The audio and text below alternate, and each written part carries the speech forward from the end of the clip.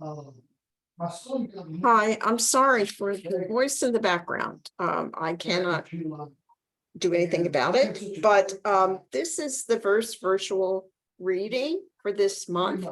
And today we have two features. Our third feature, Greg Bell, is not feeling well, so he'll be back another time. But today we have two terrific readers, so it'll be an interesting reading. The first one is Joe Fasano, and then we have Liz Marlow and a small open mic. Okay. So we're going to start with Joe Fasano. Joe is an American poet, novelist, and songwriter. His books include The Swallows of Lunetto, The Dark Heart of Every Wild Thing, The Crossing, Vincent, Inheritance, and Fugue for Other Hands. His honors include the Cider Press Review Book Award and the Rattle Poetry Prize. His most recent project is a living poem for his son, which can be found on Twitter at stars_poem. Take it away, Joe. Sure. Can everybody hear me all right? Okay, great. Well, thank you for having me, for inviting me to do this this little reading. It's always wonderful to share some words, and I look forward to hearing the other readers as well. I'm just going to read, I think, 3 short lyric poems and then a brief paragraph from my new novel. So the first poem I will read is called Hymn, H-Y-M-N, and it is the opening poem of my new book of poems, which I'm still working on. Hymn. We are like strangers in the wild places. We watch the deer swinging the intricate velvet from its antlers, never knowing we are only as immense as what we shed in the dance. The bride and bridegroom stand at the altar. Each thing learned in mercy has a river in it. It holds the cargo of 1,000 crafts of fire that went down at evening. We can neither endure our misfortunes nor face the remedies needed to cure them. The fawns move through the forest, and we move through the ruins of the dance. Like Job, the mourner lays his head on the cold oak of the table. His heart is 100 calla lilies under the muck of the river, opening before evening. We think there is another shore. We stand with the new life like a mooring rope over our shoulders, never guessing that the staying is the freightage of the dance. Orpheus turned to see his Eurydice gone. The Furies tore him into pieces. The sun, he said, I will worship the sun. But something in his ruin cried out for evening, evening, evening. The wrens build at dusk. Friends, I love their moss-dressed nests twisting in the pitch of the rafters, for they have taught me that the ruins of the dance are the dance. The second poem that I'll read is a poem that I wrote. I was in Spain, now it's a couple of years ago now, before the pandemic, reading at a literary festival. And I was lucky enough to be invited down to Granada by Laura Garcia Lorca, who is the niece of the great late Federico Garcia Lorca. And she took myself and a few others to the Lorca family home. And there I was suddenly standing in Federico Garcia Lorca's bedroom. And so I wrote a poem for him. This poem, I was fortunate enough to have it included in the Forward Book of Poetry 2022.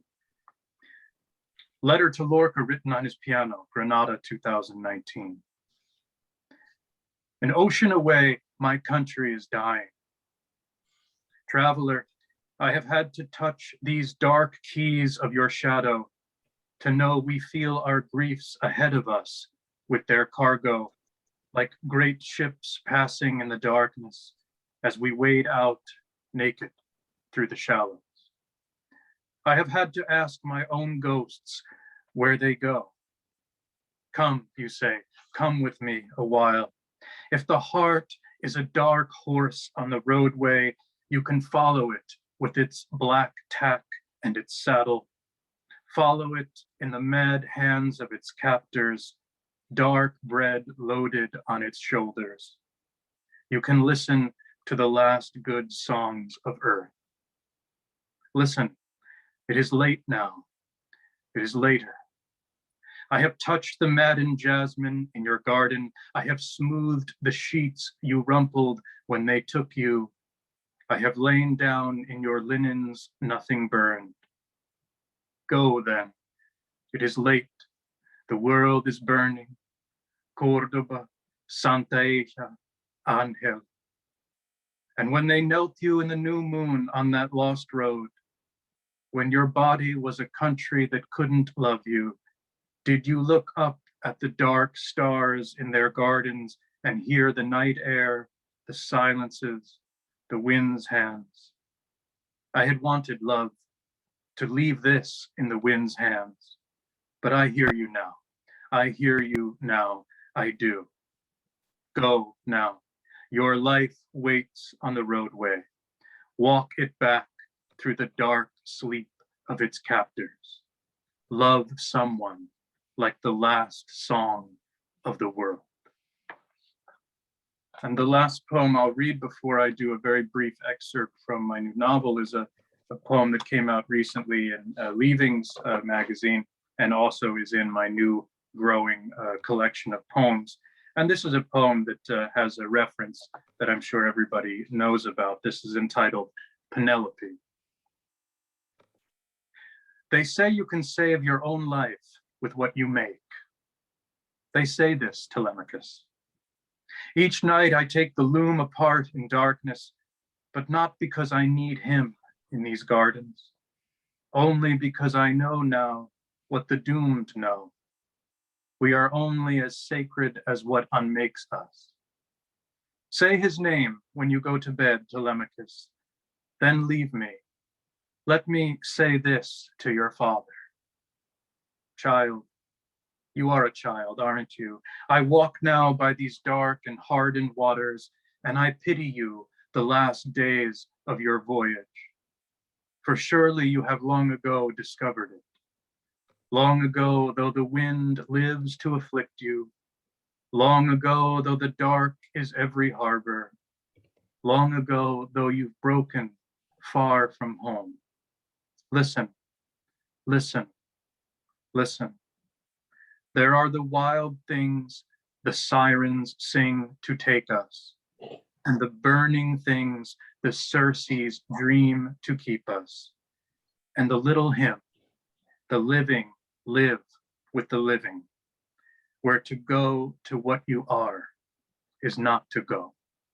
So those are the poems that I was very happy to share, and I'll just share one very brief paragraph from my new novel, which is called The Swallows of Lunetto. This is the ARC that I've been given by my publisher, and this will be coming out in late November, and I'm very excited to share this book with friends, with readers. It's very, very close to my heart. It's difficult, of course, to give a sense of a novel in a very brief reading, but I'm going to just mention briefly that the novel is set at the close of the Second World War in Italy, in southern Italy. So it's late 1945, right after the war. And it's a novel about a young woman who's living in Calabria and a young man from her village.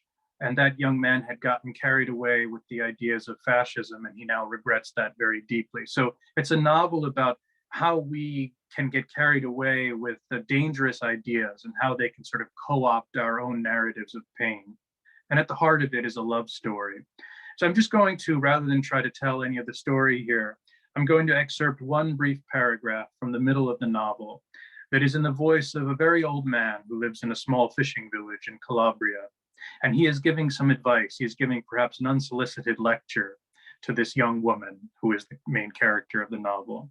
And he's talking a little bit about his own experience with how tyrants rise and fall and what tyrants really are, projections of parts of our own psyche. He said he was no fascist, but what they had done to Mussolini in the Piazzale was not a remedy, not at all. He said, by making us believe there is only strength, a tyrant can deprive us of our lives, for our weaknesses have secrets also. We think we begin to speak the language of tyrants, he told her, but really those tyrants come from the language we have spoken, in our own hearts, in the darkness. He said we worship such men because they keep our darkness for us, and they tell us it is light. And in that way, they can do no wrong until they can. He said we see in such a life only what we wish to see in ourselves, and so we see anything that is not him as a betrayal of him, of ourselves. But in truth, we have already betrayed ourselves in our own hearts for turning our back on our shadows, an act that can only destroy and not create a world. For if you deny your shadow, it becomes your tyrant. And the heart, he said, the heart is the worst tyrant of all. Thank you all very much. That was beautiful. Thank you so much, Joe. And I know we look forward to reading your books, and I hope that you can put a link, because as usual, I didn't get it together to Sure. I'd be happy to fish do one that. up. Yeah, Thank you so You're much. welcome. I'll put that in the chat for everybody. Thank you all. I look forward to hearing your work. Thank you. Our second feature today is Liz Marlow. Her debut chapbook, They Become Stars, was the winner of the 2019 Slavering Hall Press chapbook competition. Additionally, her work has appeared or is forthcoming in Best Small Fictions 2022, the Green Sparrow Review, Nimrod, Valparaiso Poetry Review, and elsewhere. She's the editor of Minion magazine. Thank you so much for coming today, Liz. Take it away. Thank you for having me, Robbie. And it was really great reading with Joe because I've been a fan of his work for a while. So this is really cool. My poems are, all the poems that I'm going to read to you today are basically about World War II. There's one poem that's before that, but most of them are about Chaim Rimkowski, who was the Judenrat chairman of the Łódź ghetto, which was the second largest ghetto in Nazi Germany after the Warsaw Ghetto. And he held that position from the Łódź ghetto's creation or establishment, and held that position until the last transport out of the ghetto in August 1944. He's well known for holding that position for so long because so many other Judenrat chairmen did not, for various reasons. And he is also known for being sexually inappropriate with women and children. So you might want to keep that in mind with some of the metaphors that come up in the work. Most of them are going to be from They Become Stars. And this first one is about him before World War II. And it is about him being the director of an orphanage. And he held that position up until the breakout of the war. Chaim Rimkowski on Hunger, 1938. A boy sits with his back to the wall of the orphanage, avoiding other children on the playground. His pageboy hat, a little too big, nearly covers his eyes like a wedding veil while he makes circles on the ground with a stick. Is he trying to draw a map home? The boy's eyes, like the sun during a full solar eclipse, fill in light with shadows. If I were to reach out to him, would his skin be soft like freshly laundered shirts, or dry and cracked like the earth? In another life, he could be mine.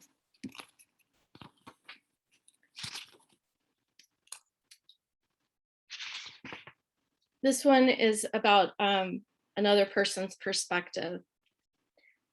Shayna sees Chaim Romkowski for the first time, February 1941. Sometimes I dream of candy, trying to remember holding, tasting plums and cherries. Now they are words without flavor.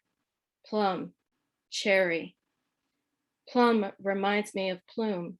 A young girl wearing a coat with a collar of feathers walks by. How long will it take for feathers to fall out as though she is a bird molting after breeding season, rather than from dirty air and constant darkness? Plume reminds me of Plum. Her cheeks are no longer plump like plums. Her eyes are sunken like overripe cherries from hunger. Cherry reminds me of Cherie. She walks up to Romkowski. It is hard to tell where his hair begins and her collar ends as he whispers, burying his face into her feathers like a roosting bird, while placing a red candy in the middle of her open palm.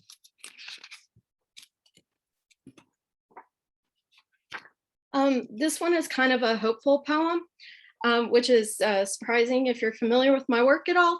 But this one is about a consul general who worked in Vienna for a short duration of the war. And during that time, he was consul general to Shanghai at the time.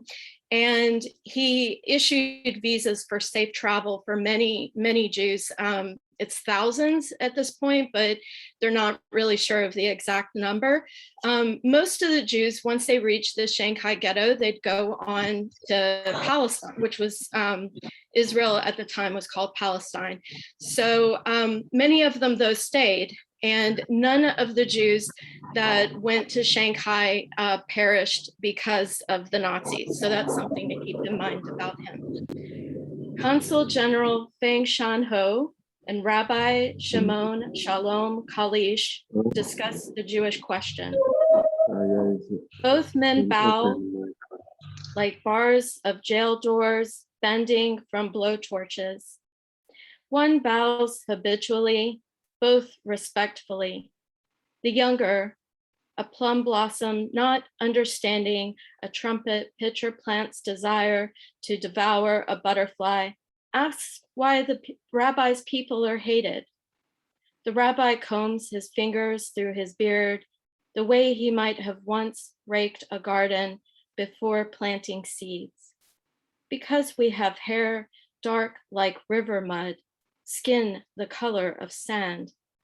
Somewhere, a hippo is saving a baby zebra from drowning as it crosses a river during migration. Somewhere else, a dolphin is coaxing a beach whale back into the ocean.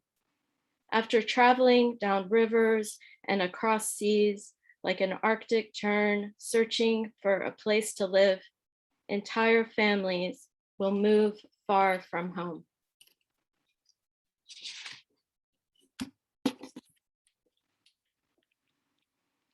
Chaim Romkowski,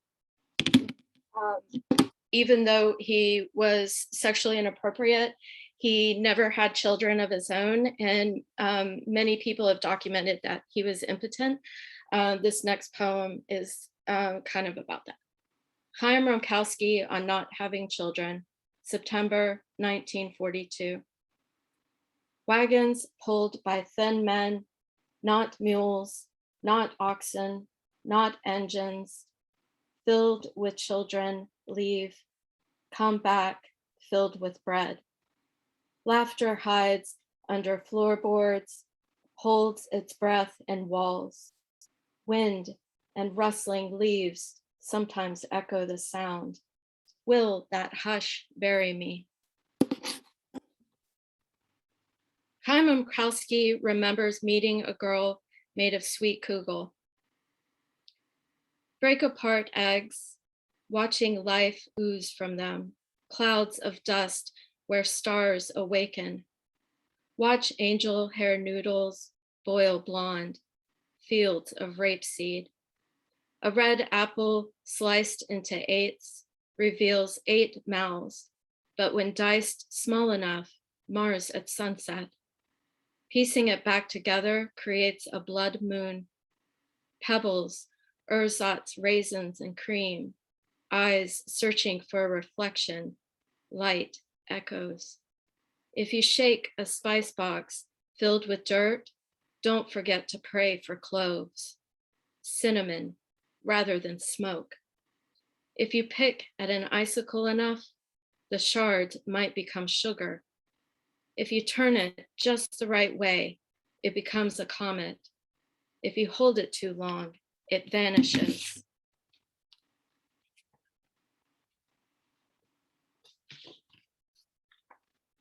Chaim Rumkowski on the train ride from the Łódź ghetto to Auschwitz, August 1944. Listen to your stomachs rumble like an empty train in the distance, slowly approaching to pass. Remember the difference between the sound of most trains, metal rolling on metal, sabatons shuffling over piles of coins from emptied pockets. This train, thudding bodies. Close your eyes and imagine headboards slamming against walls as they all fuck. And the one that carried your family, pick out a single scream from a crowd the way you might pick out one violin from an orchestra's tuning session. If only you could have captured a different sound, a niece praying. Would a flute arouse that memory? Or a nephew laughing? Would a magpie mimic it? To recall, while unfolding the photo of them you once stole out of a coat left behind, now crumpled in your pocket. As the train slows, the way a sperm whale slows behind a fishing boat, ready to fill its belly with spoils, listen to church bells, calling them to mass, calling them to a wedding, calling bystanders away from us. They stand so close that they could toss unwanted bread slices through slats. And I just have one more.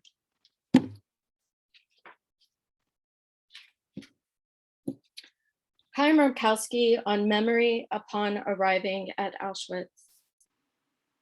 Thick August heat sticks in the air like a cloud around a rotisserie, cooking prime rib roast just before sundown on a Friday night in the orphanage yard. That smoke signaled blessings. The boys dug holes with their fingers, burying beetles, putting pebbles on top, marking tiny graves with hopes that they would come back from the underworld, replacing pebbles with coins.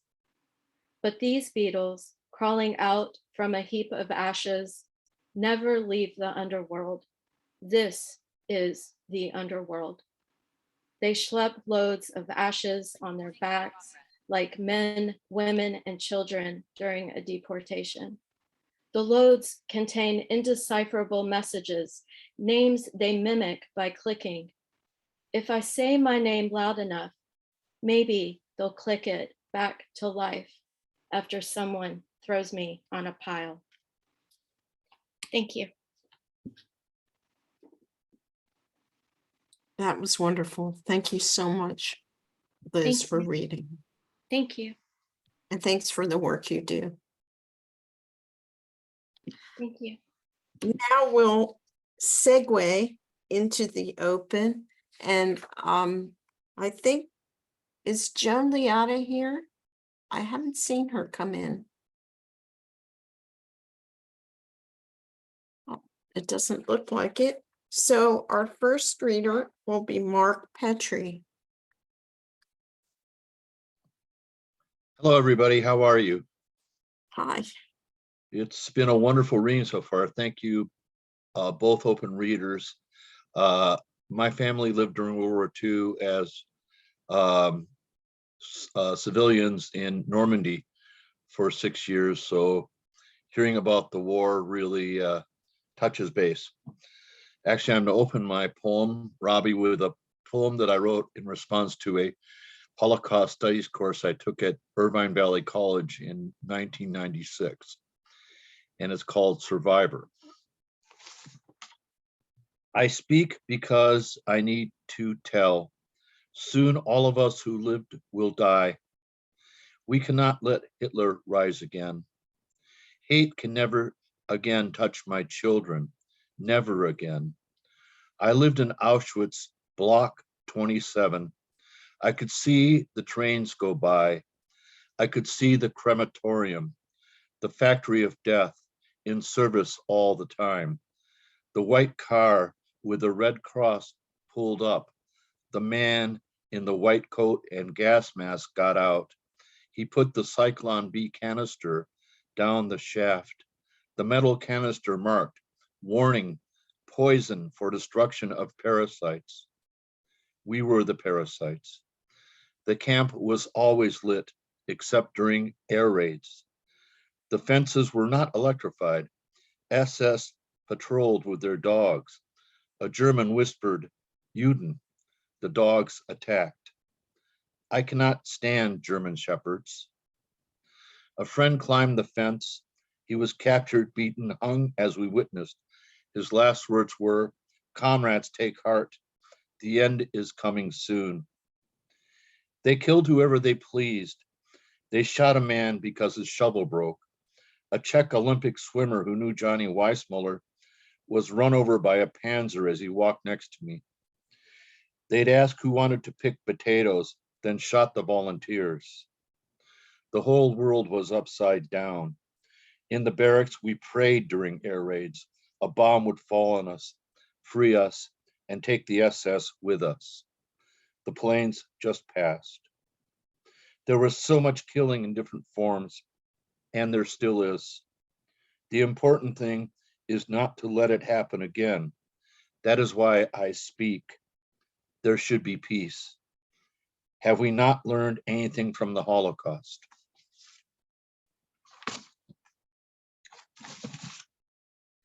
And this is a little bit more peaceful poem. It's not titled yet. Last night, I heard the ocean from my hotel window, half a mile distance. Its constant roar rocked me to sleep. Now seated on a bench in the dunes, my eyes scan the sea, from the waves rolling in south to Carmel Point. The white foam separating the aquamarine blue water from the blue sky on this day plagued by sudden heat. It is cooler here in elsewhere than in California. I let my worries flow into the white sand under me, in peace, in silence with myself and the sea. This ocean draws solitude like a salve, soothes me with a piece of cold water, which speaks of the world without need for rhetoric. The waves I've surfed, the water I've swam in, the call of gulls and the silent glide of pelicans present a pattern which eludes me as I try to unravel its mysteries. For a moment, the ocean's conversation touches me, and I am touched by the force of creation, stretching beyond the human bonds of words, gospels, and manifestos, and sense how nature can rescue me from the eternal abyss, if I can accept the paradox of its silent inevitability. Thank you. Thanks for that, Mark. Our next reader is Ron Bremner. Hello all, thanks for doing this. And I'm going to read a poem I just wrote on Thursday, and I'm still working on it. It's called Emma. She laps up praise like a cat drinking milk. Cool, calm Iowa voice inhabits pauses and slow, soft speech. I visualize her in her late teens, splashing in the nude with her pals, boys and girls in their secret pond, giggling and grabbing each other. Then riding the rural Iowa byways, packed 6 in a jalopy, her blonde hair bobbed, boys pressed against her and cupping a field. Her hair is white now, still flowing like a river. Face gaunt and sharp as if sculpted by Claudel.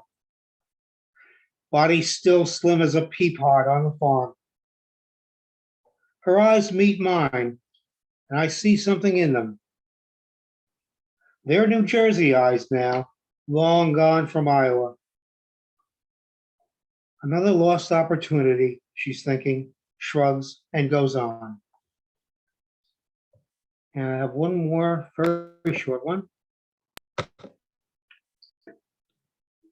In that brief and stunning moment, when you turned twilight into gold, my brain fell and froze as I peered into the face that I loved. And I realized I could not leave you now or ever, never. That's it. Thank you. I'll put a link to my Erasing Influences, Erasure chapbook from Moonstone Arts Press in the chat. Thank you. Thank you, Ron. Our next reader is Victoria Toomey. Hi, everybody. Let me see. Okay, this first one is called Flutter and Glow. I remember you and me, watched over by those immaculate clouds in their white nanny dresses, the innocent scent of green grass growing thick upon a hill.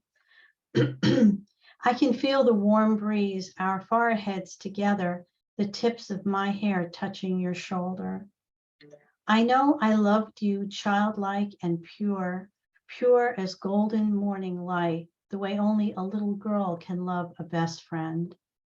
I loved you naive, like I loved all things that fluttered and glowed, all things magical and momentary, like starlight, fairies, and fireflies. It was our secret that shimmering day when we both sliced an index finger with a blade of sharp grass. Brave to the sting, we allowed the crimson line of red to brim.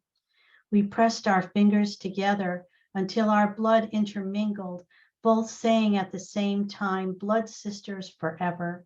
And we meant it, not knowing that when autumn arrived, I would have to move away, that I would start a bewildering argument with you, leave for another town, never to see or speak with you again.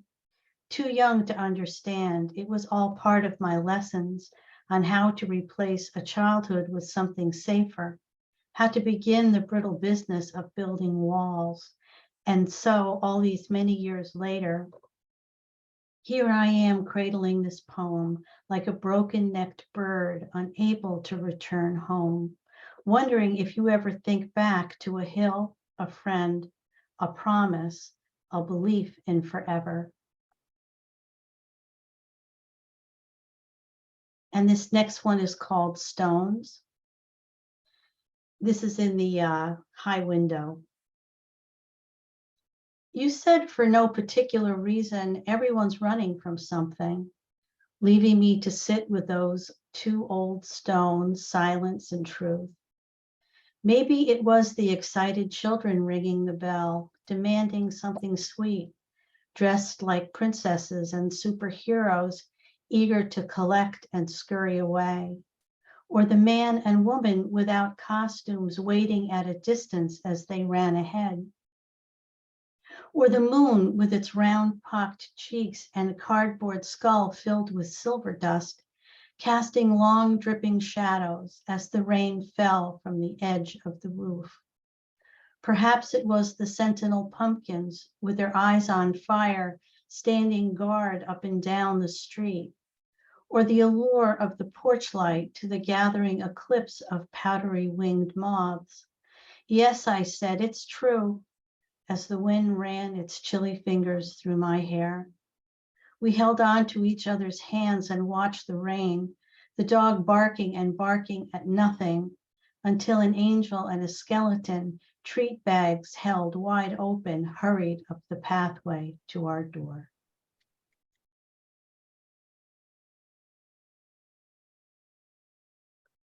Thank you. I Thanks. guess it's coming to that time, isn't it? It's hard to believe, as hot as it is here, that Halloween isn't that far away. Yep. Yep. Our next reader is Hetty Hopra.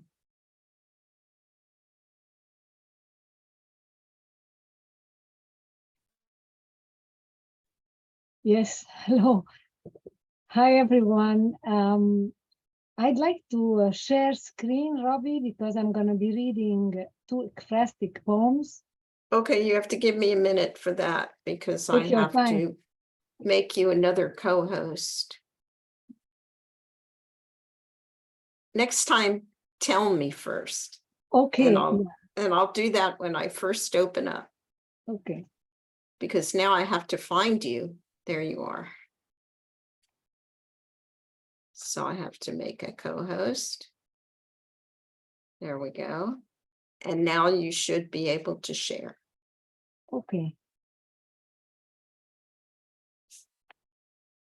So the first poem I'll read is from my ekphrastic collection titled Under Brush Strokes. And let me start the slideshow with it.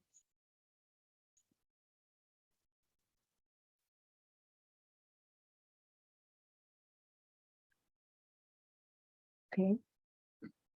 So the painting is an abstract painting by Ulla Gmeiner, and it inspired me to write this poem titled Origin. And the painting's title is The Theory of Light. I have no name, no face, no age. I've lost track of my birthplace. A grain of sand blown by the slightest breeze. I've crossed continents and shores, flown over dunes and quarries, known the brush of leaves and grass, even rested in ponds after being swept by crested tides, always unseen, but never lonely, my edges smooth by rubbing against ruby, garnet, coral, quartz, shells, endlessly smoothing each other's skin, surviving the heat of scorching sun, drowning in carmine sea, until that last sacrifice on the pyre, where our blood melts into layers and layers of crimson petals opening up in their last frozen gesture. Is anyone aware that I'm forever prisoner in that translucent flower? Thank you. The next poem is inspired by a painting by Remedios Varo, and it is part of a new collection of ekphrastic poetry that has been for a few months now under consideration. And the painting is Dead Leaves. And the title of the poem is, Or How Could He Ever Win the Heart of Any Woman? She shuffled seasons at will, carpeted her floors with grass and wild flowers, picked the first man who showed her a spark of kindness, and carved his heart in her own image. Words danced in vibrant hues over the pages of her diary, giving life to a silhouette hovering in half tones in midst of the grisaille. With an empty stare, she'd sit for hours, see his shadow knead in front of her, listen to his fading, murmuring song. She'd redress his crossed eyes, bent shoulders, and slight limp, or else how could he ever win the heart of any woman? She thought of Beauty and the Beast, although he was no beast and she was no beauty, until the day she flung windows wide open, let gusts invade the rooms, let her skin bear the colors of dead leaves, and knew time had come to pull the thread, unravel the feeling spun around his heart.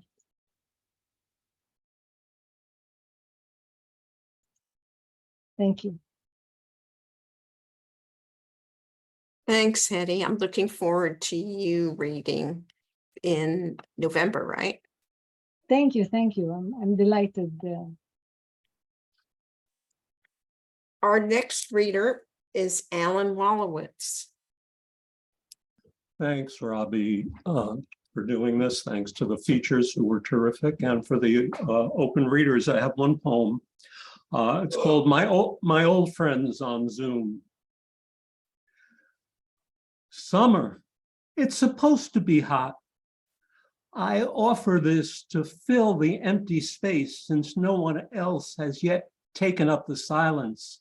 One friend desperately ill and not making much sound, and the others rendered mute by it. We mostly stay indoors these days, though I have this odd collective memory. The steps we wandered were baking and later cold, and if we wanted to live, we had to step lively. Isn't it a miracle that somehow my particular neurosis got selected down through all this winnowing, wars and plagues and not enough to eat, though it's hard to believe that this sleeplessness I suffer ever did any good. Alert to danger, but too tired to do anything about it. It's trouble enough wearing out a path on the bedroom carpet night after night, worrying everything beyond anyone's control, aging, sickness, friends dying. I know this is so much dog bites man, which I know is not news, though I've been chased by wild beasts out of my little sleep more times than I care to remember. And each time it's brand new. I say to my old friends, it's summer. Let's party like we used to. Grain alcohol, Hawaiian punch, and ice in a barrel. We'll meet at your house, Freddie, sit out back on a chaise and have some yucks, tell stories of the past, the ones we know by heart from having told them too long. Then Freddie reminds us again, the days get shorter from here on out, past the solstice and on to our expiration date. It's so fucking hot in his backyard, though he'll be wrapped in a blanket. And seeing him this way, we'll wish we knew how to say some of the things that are really worth the saying. Thanks, everybody.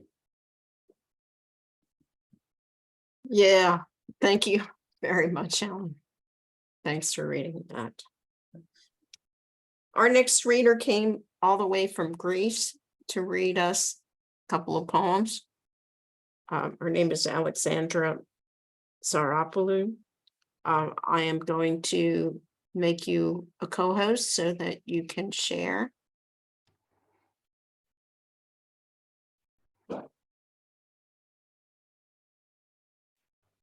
Revolving co-chairs. Okay.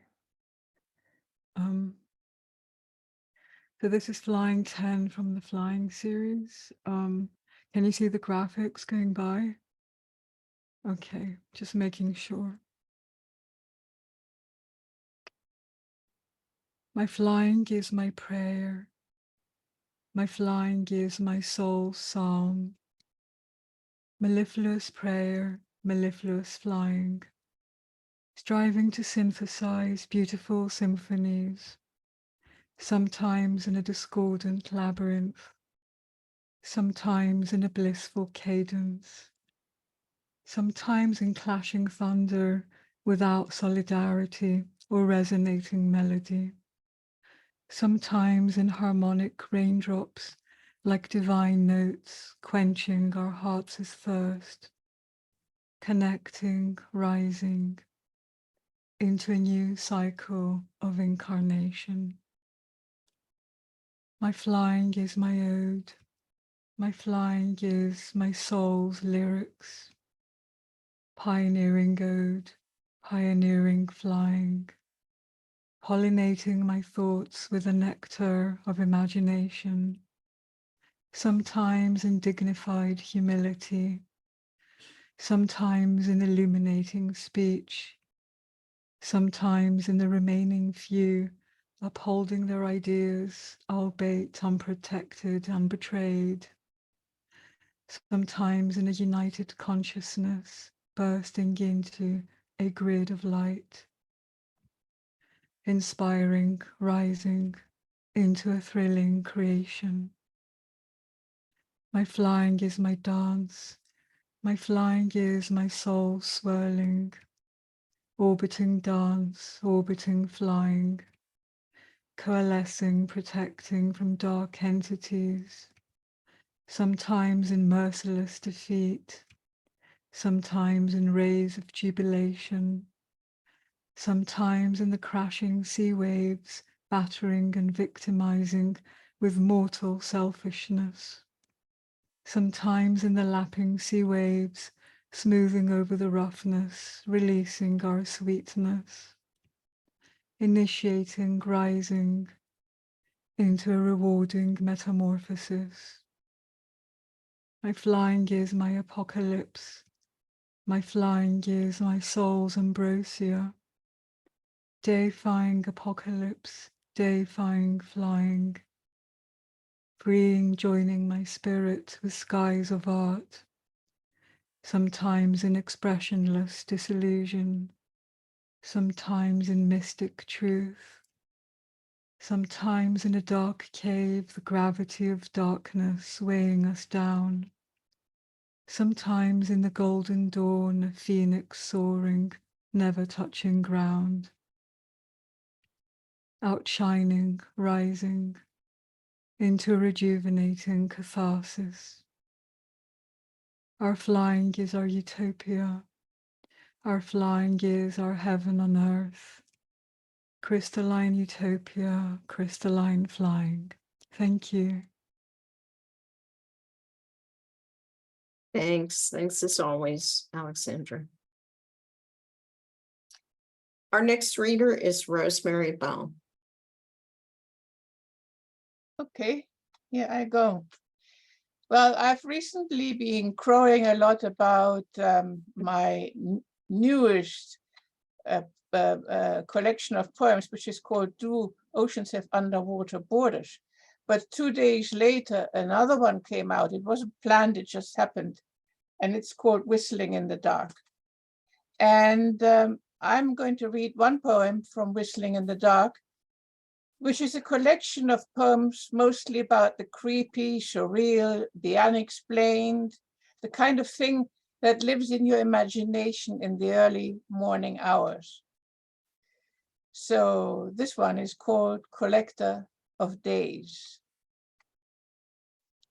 An old man, stooped, a black suit, cardboard collar, a gray beard, glasses over sad, sunken eyes, a much-fingered wooden box, an old, dark shop, antique clocks, hesitant chimes.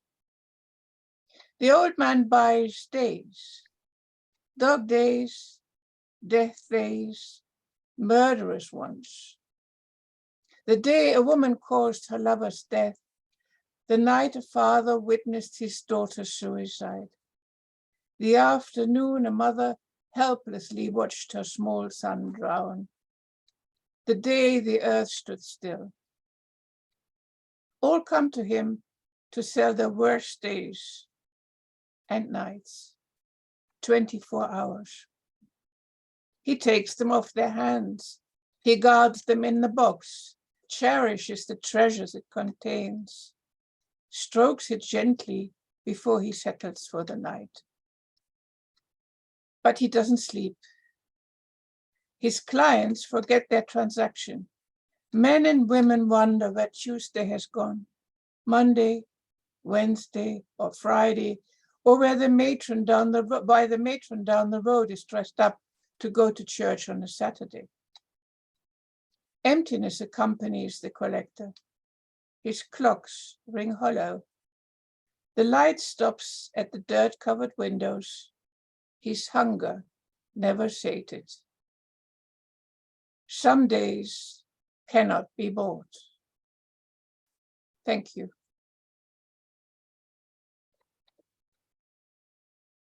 Thanks, Rose. I just put up an invitation, a link to the invitation for your reading on the 15th. Thank you. And Good. I put a link to the Whistling in the Dark, just in case. Okay. Well, we hope to see some of you on the 15th. You'll find more information in the registration link at the invitation. I've linked you to that in the chat. Our last reader today is Claire Chu.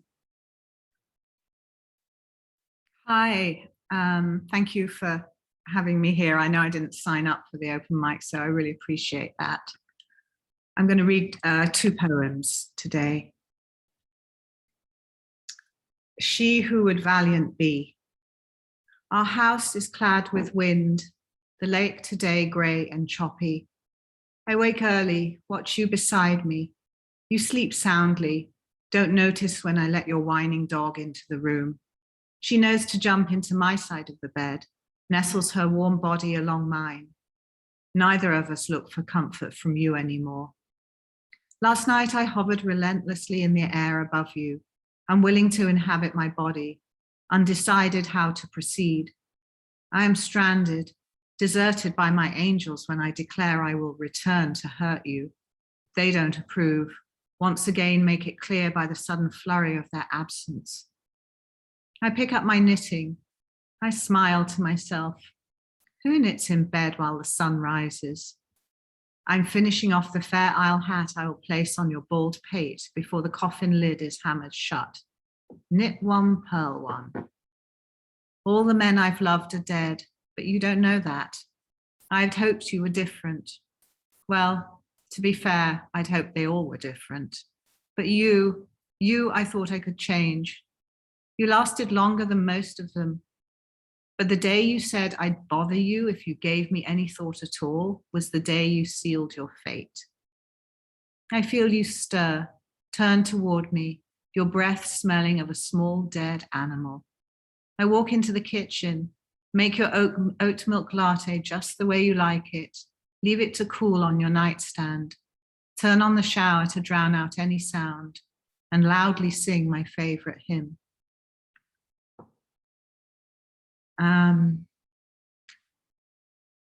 And the other one, I'm sorry, they're both a bit gory, these. Carousel. The doe impaled as she jumped the spike fence, her hooves cracking the frosted top of graying snow billowed up beneath her. It's April, the snow is late to melt. Blood and entrails spill from her belly, iridescent, crimson fading to a bruised pink stain. An udder nicked by metal leaks milk. Her eyes stare straight ahead. The silence is leaden. A wind kicks up from nowhere. I smell her innards, her spoiled flesh, her mid-flight death. I think of towns in the south of France. My son, age 5, rode every carousel, clutching his red tickets bought in blocks of 10. How dizzy I became, watching him go round and round, up and down, the clanging organ music playing across the square. How one morning at a cafe, I sipped Campari and soda to settle my stomach. how that evening I tucked him in, lay beside him, nauseous from the midday sun, listened as he slept, the rise and fall of his breath. Thank you.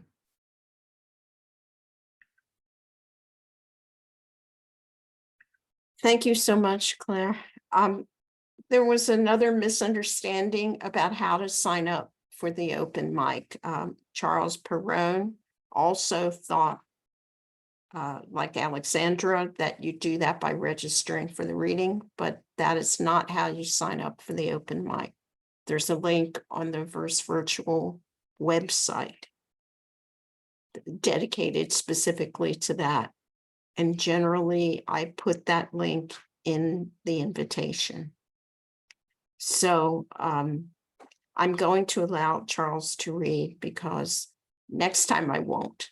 But this time, this is just a warning that you need to sign up the right way. Okay. So go ahead, Charles. Okay, thanks. I have been here before and I've signed up I before, know. so yeah. So I don't know what the what happened It's- with the technology. It's possible, Charles, that when you came, not enough people wanted to read. So I just asked people who were at the reading, but that's not usually the way it's done. Okay. When there are enough people signed up. The good news is we have 3 minutes before the top of the hour. Okay, no problem. So I have I share a birthday with a poet in Rio de Janeiro, and he turned 70 and wrote this poem. And I said, that sounds like it should be translated. So I'd like to read that translation, and then one thing that somehow inspired me to write. So the title is The Poet Makes It to 70. The name of the author is Adriano Espinola, and the translation is by Charles A. Perrone, who is me. Somewhat nonchalantly do I turn the corner, a bit more inclined, of 70. Feast of wild wolves, of crazy years gone by, spent quietly on the sly. Someone soon draws closer and presses on my chest. And other from me comes loose to stay silent. Who are they? I inquire, my body right next to the blank wall and spire, who divide me thusly in two, between dreams of what I was and the unforeseeable awakened state of what comes later. And now I know, old friends, shades, hello, do come light up my ancient temples and the gestures and signals that I emit in passage.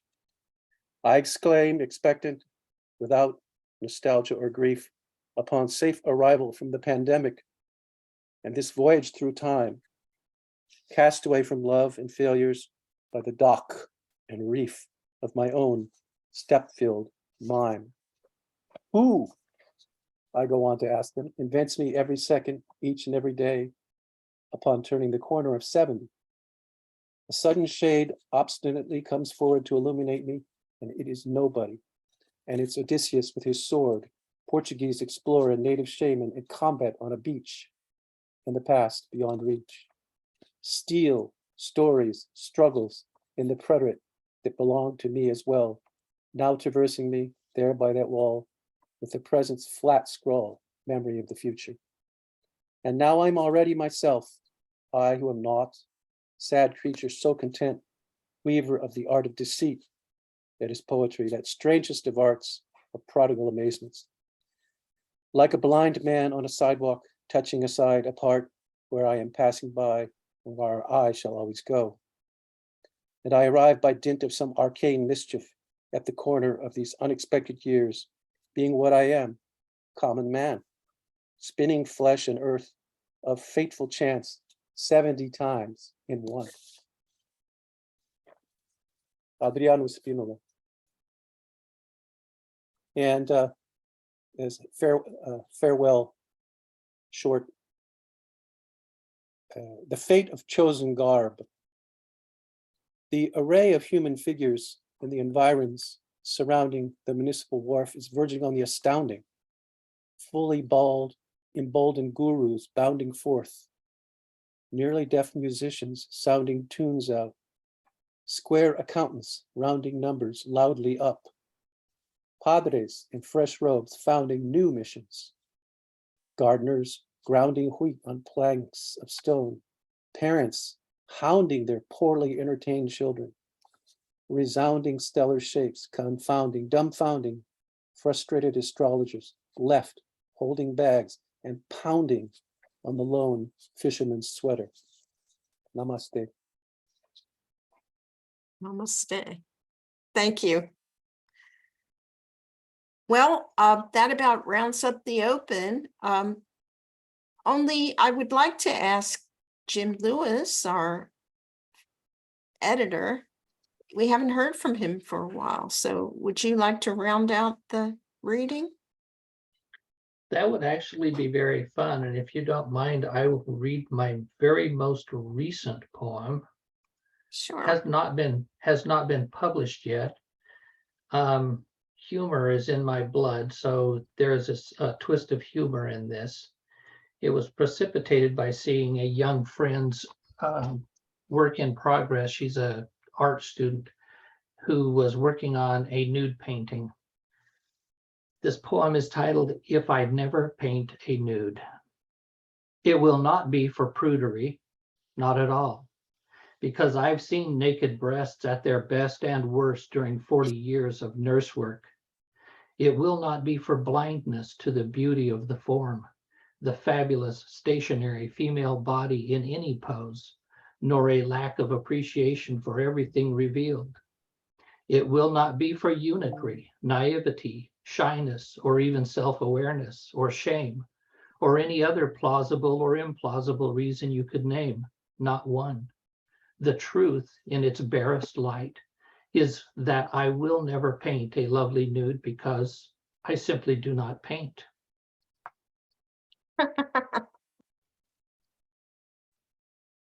Well, thank you. Is that all you have for us today? I think that will suffice for today. Okay.